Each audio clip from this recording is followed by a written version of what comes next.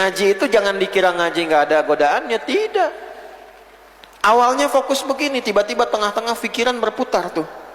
Bisa muter saat ngaji itu, pikirannya bisa kemana? Mulutnya baca Yasin, tuh kan? Tapi pikirannya bisa muter. Dagangan laku berapa hari ini? Rencana kemana gitu tuh, muter.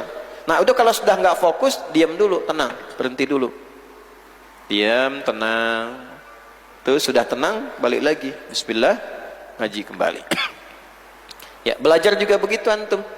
Nggak salah antum refreshing jalan kemana, tapi bukan jalan ke tempat maksiat. Makanya menggunakan kata tanazzuh di awal sebelum tafarruj. Jangan sampai refreshing ke tempat maksiat. Apa anak-anak sekolah ini liburan ke tempat maksiat? Ke pantai aurat kebuka semua. Akhirnya kan ketutup malah. Jadi lumpur tuh. Ilmunya ketutup, hilang. Saya dulu waktu ikut daurah pendidikan dengan teman-teman, saya sekamar dengan teman-teman yang hafalan hadisnya banyak, Qurannya bagus. Dia cerita, teman saya katanya tuh hafalan hadisnya banyak, tiba-tiba kebawa sama temennya, bawa nonton ke bioskop. Begitu keluar hilang semua hafalannya, nggak tahu apa yang ditonton gitu ya. Nah, jadi refreshing itu penting, bagus untuk mengembalikan kesiapan ilmu. Tapi kalau jalan ke tempat-tempat yang tidak menambah keimanan dan ketakwaan, ilmu hilang. Kayak kalau jalan-jalan boleh-boleh saja, silahkan. Yang punya kelebihan harta, titipan, jalan ke tempat yang menambah iman. Misalnya umroh, silakan. Atau ke tempat-tempat yang ada peninggalan masa lalu untuk belajar. Ke Istanbul belajar, ke Jordan belajar. Tapi tantangan tidak mudah melewati rintangan rudal balistik sekarang gitu tuh, lewat sana. Maka robah jalur ke Jepang misalnya. Ke Jepang sudah banyak juga yang wisata muslimnya dilihat. Nggak apa-apa, tapi jangan berlebihan. Kalau berlebihan nanti hilang ilmu. Karena semakin jauh perjalanan semakin muncul karakter. Ya, anta kalau baru menikah pengen tahu pasangan anda seperti apa karakter aslinya, bawa jalan jauh. Nampak nanti tuh. Oh, ternyata yang pendiam cerewet juga gitu. Kan? Oh, ternyata yang kelihatan serius lucu juga gitu. Nah, itu nampak karakter aslinya. Ya. Nah, ini. Jadi yang pertama tanazzuhin. Kalaupun mau refreshing, cari tempat-tempat yang menghilangkan beban dengan cara yang benar. Baik ya. Kemudian tafarrujin yang membawa kenikmatan, kenyamanan, kebahagiaan. Fil mutanazzihat atau mustanzahat bihaitsu ya'udu ila halihi wa la yudai' alaihi. Ya, sekiranya tempat dan keadaan refreshing itu memberikan atau mengembalikan semangat awal untuk belajar dan tidak menghilangkan atau menyia-nyiakan kesempatan-kesempatan dan manfaat-manfaat dari pelajaran yang telah diraih. Nah, seperti ini kan antum nih pulang dari sini pasti mampir-mampir nih. Sebagian nyari sarapan kan, ya kan, tuh wajah-wajah gorengan kan udah kelihatan tuh, ada wajah lontong sayur, wajah bubur, wajah gorengan, nampak tuh. Nah, cari tempatnya yang kira-kira baik. Mana?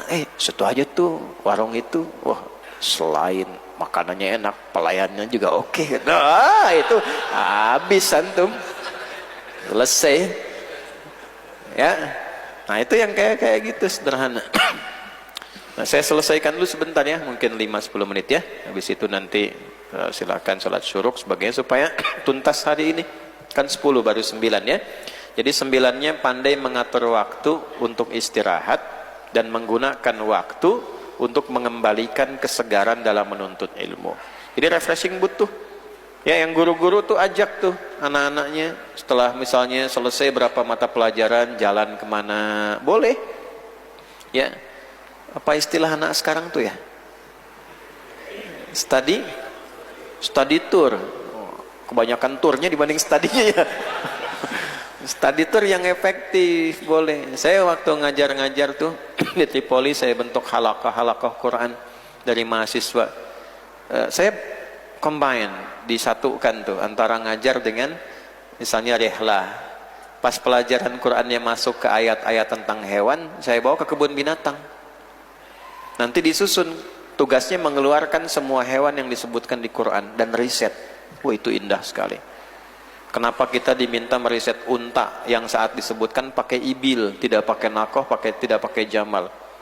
Kenapa untanya Nabi Soleh nakoh, naqatallahi wasuk, ya fakadzabuhu faqaruha? Kenapa orang-orang yang ngeyel, ya nggak mau tobat sampai meninggal, itu diibaratkan menggunakan jamal, hatta yalijal jamalu fi samil khiyat? Tapi ketika riset pakai ibil, afala yanzuruna ilal ibili kaifa bikin kelompok unta. Kenapa Yahudi yang bengal, ngeyel, merusak, dulu dikutuknya jadi kera. Kunu kerodatan khasiin, jadilah kera yang hina, monyet yang hina, kurapan, kudisan, dibentuk kelompok kera, dibentuk kelompok ular, kelompok gajah, kelompok semut, bawa kebun binatang, minta riset. Itu hasilnya luar biasa, Pak.